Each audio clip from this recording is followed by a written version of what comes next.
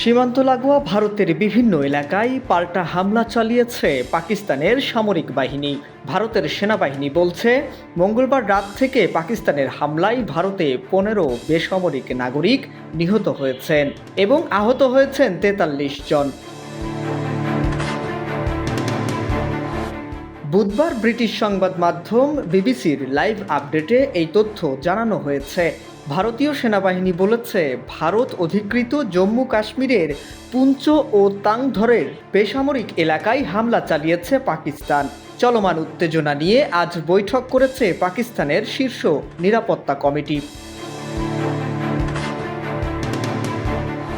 বৈঠকে বলা হয়, ভারতীয় সামরিক বাহিনী নিরীহ নারী ও শিশুসহ বেসামরিক নাগরিকদের ইচ্ছাকৃতভাবে লক্ষ্যবস্তু করে। এটি জঘন্য ও লজ্জাজনক অপরাধ, যা মানবিক আচরণের সমস্ত নিয়ম এবং আন্তর্জাতিক আইনের বিধান লঙ্ঘন করে। নববার্তা 24 আন্তর্জাতিক সংবাদ।